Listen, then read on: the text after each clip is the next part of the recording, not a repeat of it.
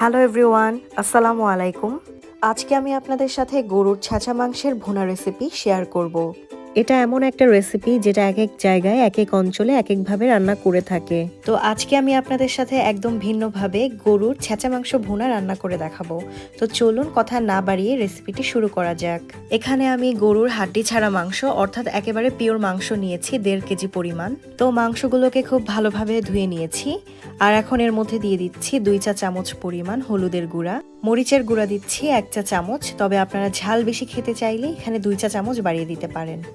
ধনিয়ার গুঁড়া দিয়ে দিচ্ছি 2 চা চামচ, আদা রসুন বাটা দিয়ে দিচ্ছি 1 চা চামচ, আস্ত মশলা অর্থাৎ একটা দারচিনি, 2টো এলাচ আর 2টো লং দিয়ে দিচ্ছি, দিয়ে দেব একটা তেজপাতা।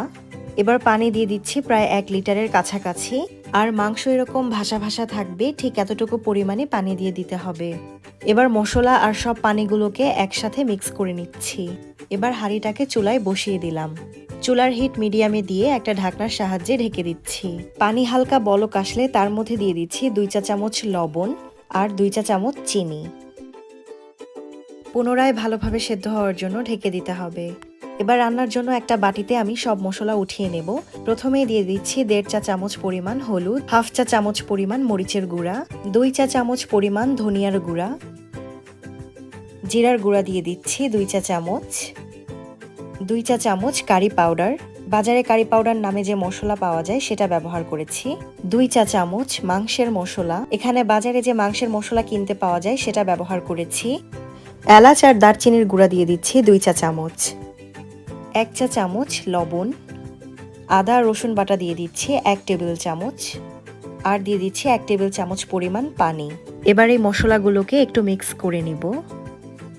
মশলা এভাবে আগে থেকেই মিক্স করে নিলে রান্নার সময় মশলা দিতে দিতে পুড়ে যায় না। অপরদিকে আমাদের মাংস অনেকটাই সিদ্ধ হয়ে গিয়েছে।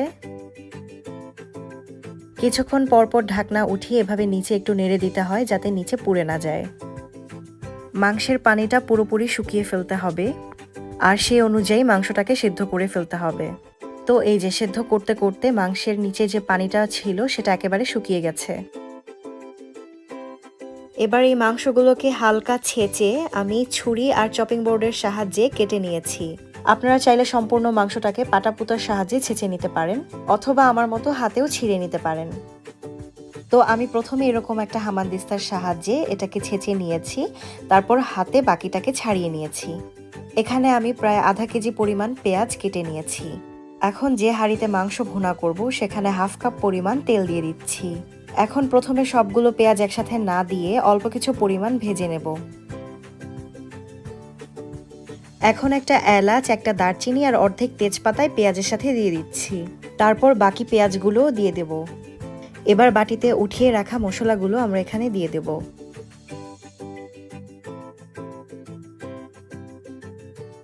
পেঁয়াজটাকে 2 মিনিটের মতো ভেজে তারপর তার সাথে অ্যাড করে দেব ছেঁচে রাখা মাংসগুলো। এবার সবকিছুকে একসাথে মিক্স করে একটা ঢাকনা দিয়ে ঢেকে দিচ্ছি। 10 মিনিট কষানোর পর ঢাকনা উঠিয়ে এর মধ্যে পানি অ্যাড করে দিচ্ছি 1 কাপ পরিমাণ। তারপর 10 মিনিটের মতো আরও জাল দিতে হবে। এবার অ্যাড করে দিচ্ছি রসুন কুচি। সবকিছু মিক্স করে 10 মিনিটের জন্য আবার ঢেকে দিতে হবে। ততক্ষণ জাল দিতে হবে যতক্ষণ পর্যন্ত না মাংসটা পুরোপুরি রান্না হয়। গরুর ছেঁচা মাংস বা ঝুরা মাংস অনেকভাবেই রান্না করা যায়। আমার চ্যানেলে গরুর ছেঁচা মাংস বা ঝুরা মাংসের আরও ভিডিও আছে, চাইলেই রেসিপিগুলো ফলো করতে পারেন। তো এই যে আমাদের ছেঁচা মাংস ভুনা ডান। আশা করি আপনাদের আমার এই ভিডিওটি ভালো লেগেছে। যদি ভিডিওটি ভালো লেগে থাকে তাহলে অবশ্যই লাইক বাটন প্রেস করবেন। আর কোনো টিপস অ্যান্ড ট্রিক শেয়ার করার থাকলে অবশ্যই কমেন্ট বক্সে জানাবেন। আর নতুন নতুন রেসিপি পেতে আমার চ্যানেলে সাবস্ক্রাইব করবেন। ধন্যবাদ সবাইকে।